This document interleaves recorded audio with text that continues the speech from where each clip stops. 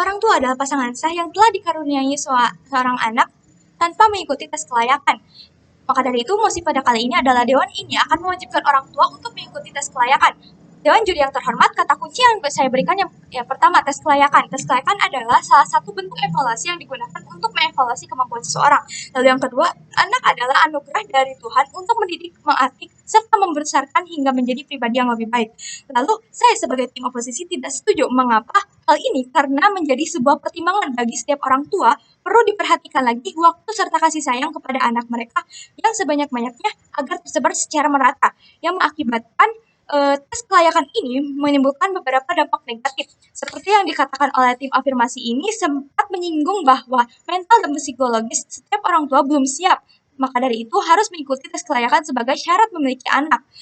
Pertumbuhan anak, Dewan Juri yang terhormat, itu bukanlah menjadikan santapan ataupun metode yang harus diperhatikan dengan pendidikannya, tetapi bagaimana mengerti terhadap pola asuh anak yang diberikan serta ketentuan yang telah dikaruniai dan kemampuan dirinya yang sudah dewasa berdasarkan umur itu juga sudah cukup. Jadi tidak perlu jika melihat pada mental dan psikologis bisa melalui terhadap psikolog tertentu apabila memang terhadap ada masalah. Lalu yang tim afirmasi sempat menyinggung bahwa tes kelayakan ini berdasarkan asesmen basis ilmiah serta asesmen pengetahuan dalam uji kelayakan. Dewan juri yang terhormat, apakah setiap pendampingan atau uji kompetisi ini harus melakukan sifat tes yang sifatnya bisa dicurangi, dibohongi serta ditiru yang hasilnya nanti hanya berupa angka yang dimana padahal seharusnya tidak perlu diadakannya tes kelayakan karena pendampingannya saja sudah perlu ditingkatkan dan cukup itu untuk menjadi kewajiban sebagai orang tua dalam mendidik anak. Masing-masing keluarga bisa mengkonsultan keluarga terhadap psikologis. Lalu yang kedua, lalu bagaimana yang sudah tes kelayakannya tetapi masih saja melakukan tindakan-tindakan yang buruk atau yang tidak diinginkan seperti KDRT. Maka dari itu saya sebagai tim oposisi tidak sama sekali setuju terhadap tes kelayakan ini. Karena itu tidak memungkinkan dan tidak menjaminkan, bukan? Lalu yang ketiga, apakah setiap tes kelayakan gagal dalam kelayakan itu, apakah harus melakukan remedial yang berulang-ulang serta mendapatkan hasil nilai yang sempurna dengan sesuai kesempurnaan pola asuh anak?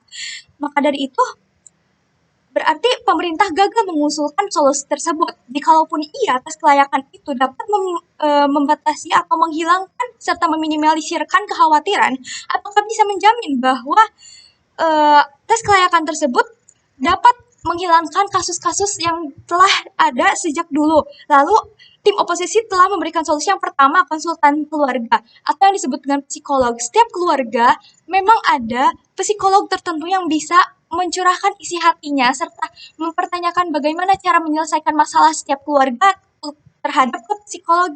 Lalu yang kedua adalah bimbingan pranikah. Hal ini sudah ada sejak zaman dulu, yang dimana persiapan pasangan yang belum menikah dan pola asuh anak itu telah diberikan edukasi. Maka dari itu, apakah orang tua tetap harus mengejar target kesempurnaan? Seperti kita ketahui, kita adalah manusiawi yang dimana terdapat sebuah kesalahan yang dalam suatu pola asuh anak juga. Jadi tidak perlu mencapai suatu target untuk mencapai kesempurnaan. Yang dinamakan kasih sayang terhadap orang tua, yang dinamakan kasih sayang dari orang tua terhadap anak, tidak perlu diukur dari nilai tes kelayakan. Justru pada dasarnya harus diukur dalam besarnya kasih sayang dari orang tua kepada anak itu berbeda-beda dengan cara menyampaikannya. Lalu contoh kasusnya di Jepang, dari semua dampak-dampak negatif yang telah diberikan oleh saya, ini dapat menurunnya populasi penduduk yang ada di Indonesia juga serta di Jepang. Hal ini sudah dilihat dari sebelum-sebelumnya bahwa populasi di Jepang sedang menurun dan minimnya reproduksi. Hal ini disebabkan karena masyarakat berpikir bahwa memiliki anak itu adalah suatu kerumitan. Apalagi dengan adanya tes kelayakan ini lebih menurunkan ribet atau menyusahkan serta rumit dalam menyelesaikan ataupun menaikkan kembali populasi manusia yang di bumi ini. Lalu, lihat berdasarkan strategi wilayah alam. Seperti yang kita ketahui bahwa Indonesia merupakan memiliki letak strategisnya itu yang memang berbeda-beda. Ada yang di tempat terpencil, terdepan, dan tertinggal. Itu adalah 3T. Yang dimana ada juga orang yang misalkan hidup di pinggir pantai, hidup di pegunungan, apakah soal-soal dari tes kelayakan atau uji kompetensi tersebut bisa sama terhadap semua kondisi alam yang ataupun instrumen standarnya, maka sulit menyarankan bahwa tes kelayakan ini tidak mengefektif atau tidak sesuai dengan soal-soal yang telah diberikan. Maka dari itu, tes kelayakan ini juga memberikan pembatasan hak asasi manusia dari sang individu tersebut. Ini ironi apabila sang orang tua sudah mendapatkan ilmu-ilmu untuk mengasuh anak, namun saat ujian atau kesehatan itu ternyata tidak sesuai dengan pola asuh anak yang mereka anut, maka ia tidak layak untuk memiliki anak. Hal ini akan menjadi sebuah pembatasan dan terjadinya hak asasi manusia dalam sejarah terhormat akan melanggar pasal-pasal yang akan menjadi sebuah keracunan hukum yang akan mengingat pada ayat ke hak atas kebebasan pribadi apabila di dunia keluarga ini. Lalu mendapatkan nilai lulus dari tes kelayakan, apakah sang orang tua akan dilarang untuk memiliki anak? Hal ini juga menjadi sebuah pertanyaan. Karena demi pro ini tidak memiliki mekanisme yang jelas, selain tidak ada kecerdasan-kecerdasan yang memang diberikan merupakan suatu hal yang sangat ironi. Apabila dunia tim pro melarang hal tersebut, hal ini akan mencerai hukum dan tingkat kasus KDRT juga akan semakin meningkat.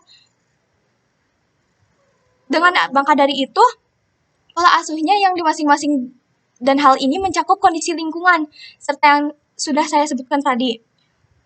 Maka dari itu kesimpulan yang dapat saya berikan adalah saya sebagai tim oposisi tidak setuju dan telah membidas semua argumen yang diberikan oleh tim afirmasi bahwasanya mosi kali ini yakni Dewan ini akan mewajibkan orang tua untuk mengikuti tes kelayakan sebagai syarat memiliki anak. Bangga menjadi tim oposisi. Terima kasih.